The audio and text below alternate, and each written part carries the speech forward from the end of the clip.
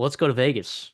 How about that? Utah, some Mormons going to Vegas, playing against Northwestern. Northwestern catching 6.5. Uh, this one's gonna be certainly interesting. Ben Bryant wins ball games, dude. Like actually It, underratedly, like let me just say something, and this is like we like talking NFL draft, and we will once NFL draft kind of like starts rolling around here. We like to talk about mhm. our guys, like give a nice, uh, I guess a parting gift by talking about them. I don't know what to call it.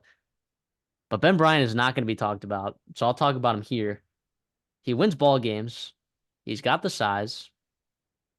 He's for the most part pretty accurate. He lacks arm strength, in particular athleticism at all.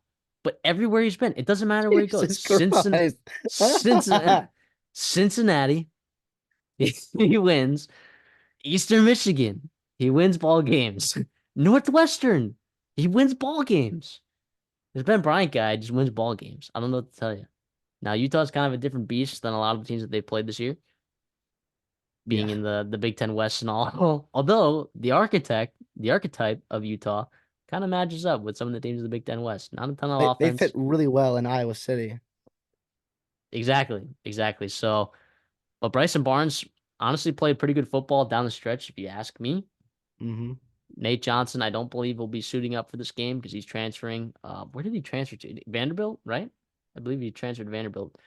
So good luck to him. But if Bryson Barnes is playing this game, I like Utah a lot.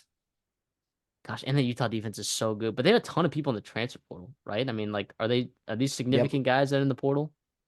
A couple of them.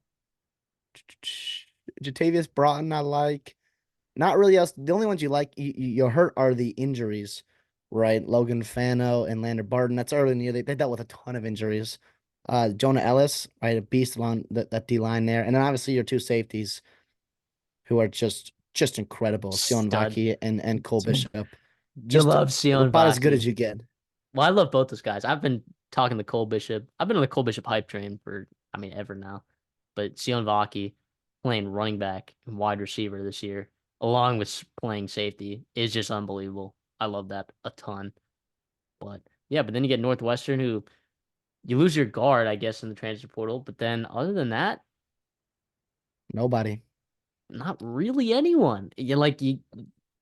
Gosh, credit to this team keeping it together. Ben Bryant, his last game as a college football player, because he's been in the league like 800 million years. Let's see if you can go get him. I will be taking Utah to win, but I'll be taking Northwestern plus 6.5 here. I will be taking that just because I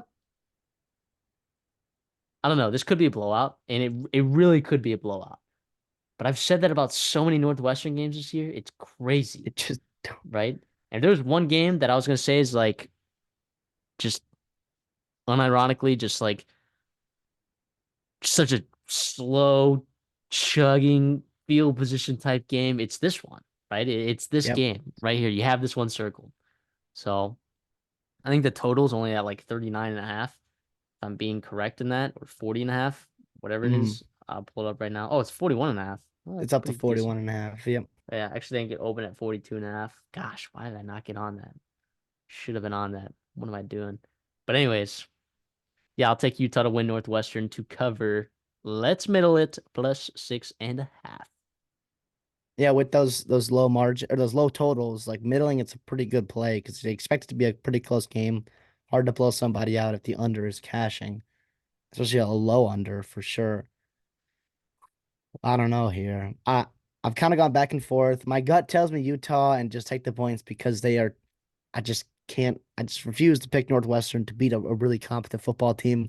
But at the same time, like how competent is Utah with how many opt-outs they have, the injuries they've battled, and just a tough year, a grueling year for them. Um, how much do they have left in the tank here? And I assume that, Whittingham and them will be ready to go. And I hate picking against them, so I won't. I'll take Utah in the points to say all that. But I guess in games where they played a pretty elite quarterback, they kind of got outclassed and kind of lost pretty badly.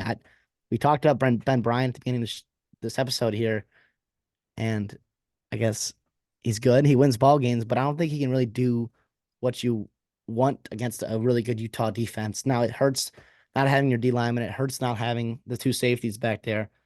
I don't think Northwestern's the team that can really take advantage of it. And I think Utah gets enough done on the ground and with Bryson Barnes playing good, better football. And Utah gets a good win to just kind of put a cap on what's been actually a really successful season despite all the injuries.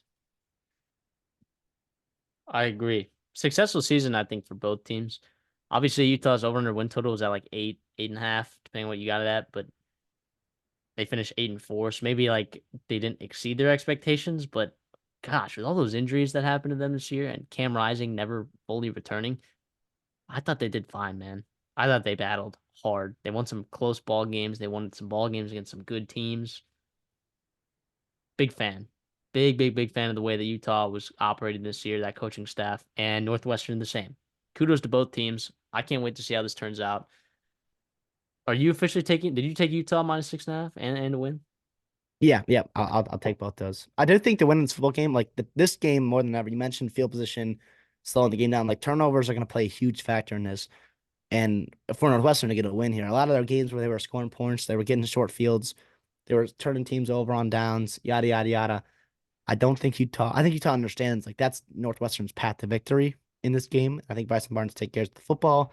They try to run the ball well. Hopefully their running backs are healthy. Right, they battled injuries all year. Hopefully they get them all back and can really get after it. Devon Valley being out is tough for Bryson Barnes there, but I still think he gets it done. The hard part about it too is like how how does it work if your quarterback is in the portal? Like how bought in is everybody else around him? Is the O line protecting him? I know nobody's just gonna give up on the guy or give up on your team and your teammates, but at the same time, like that's got to be hard, especially if like shit hits the fan in that first quarter and then Bryson Barnes is trying to rally guys to get after it. How motivated is he going to be? And also, how motivated is he going to be able to motivate other people? So it's all very interesting. It's a new age of college football. Who knows what it's all about? But at the end of the day, yeah, Utah, but I don't love it.